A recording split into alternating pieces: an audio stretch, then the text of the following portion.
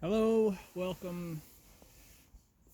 I recognize that the video is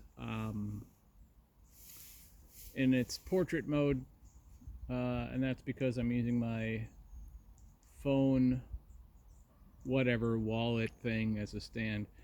Um, so apologies for that, but otherwise it's really just about. I mean, there's some bird action going on there. I hope is being caught. Uh, Otherwise, it's just about being in the beautiful woods. I have this instrument that I'll try to play and talk at the same time.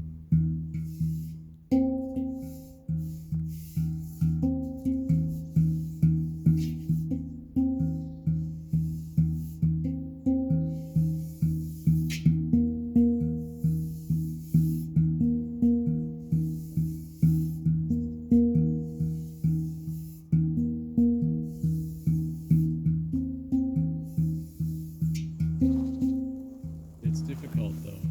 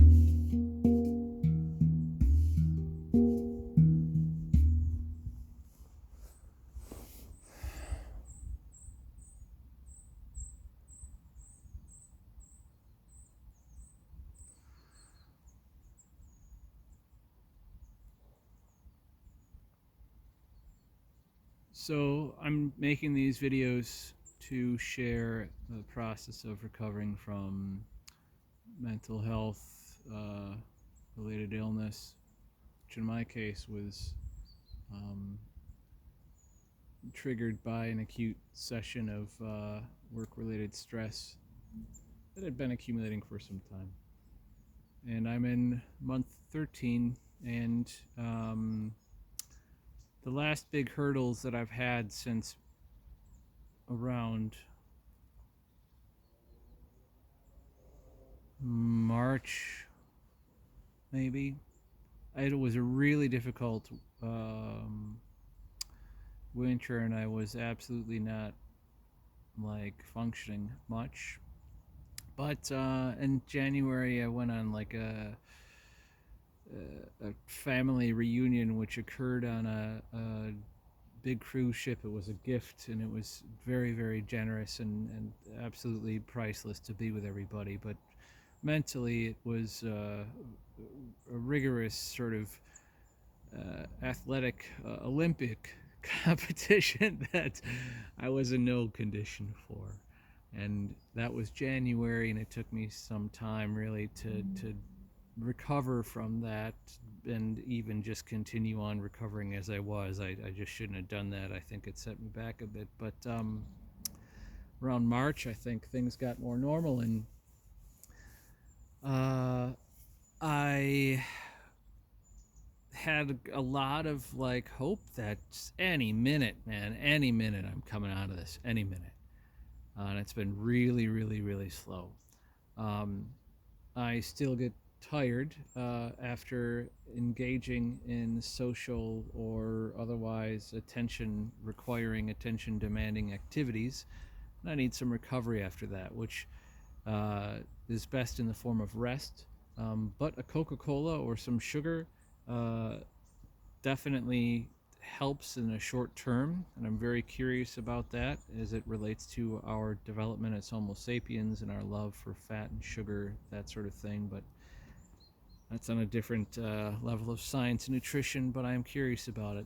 I'm trying to maintain a level of curious witness with some intelligence wherever it's being stored and collected, if it isn't organized and readily available mentally, as I experience recovery. So as my mind is perhaps afloat, when I come upon something that I can recognize and focus on, and it's of a delicate nature that I otherwise might not notice because I'd be engaged in work or some other activity. So in the healing process, as I notice some of these subtle things, I really want to maintain a curious and intellectual attitude about them and observe them and note them. So anyways, that thing about sugar and how that is a good short-term solution to make me feel better when I can't quite sleep yet, and how that relates to our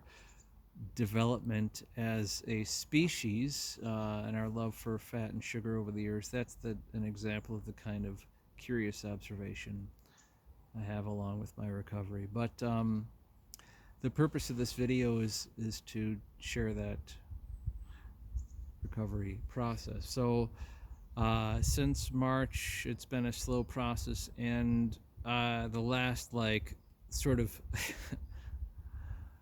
I laugh now because they still remain for the most part, but at that time, the last three things that were giving me trouble was reading and memory and planning. And reading now, I really have made excellent strides in the past, week and a half or 2 weeks. Maybe it's longer than that, but it feels like that.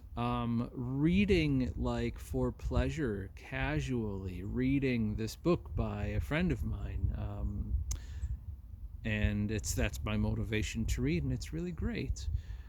And it's been coming with ease instead of with determination and willpower and some kind of force that leaves me feeling a bit exhausted, like I've put in a full day's work. This is now coming more easily, and that's really excellent progress for me. That's like a definite high watermark from the past year. What remains, though, is planning and short-term memory. And I have a feeling that short-term memory is going to be the next thing to recover more quickly, and then planning, just because I'm aware that I have some specific recall, which is pretty good, at least relative to where I have been in the past few months. I've been reliably dumb, and it's okay. I'm not. I know it sounds like negative self-talk, which is not a good thing, but I say dumb like a retriever, sort of an endearment of recognizing that I'm not going to remember something, and that's okay. Like a retriever, just lovable and dumb, happy but dumb. So I say that with that kind of intonation. So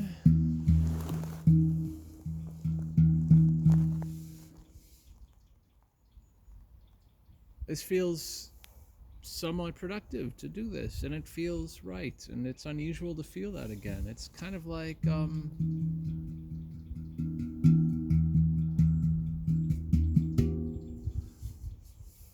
feels like when I was actively making art. And gosh, that is a fresh drink of water.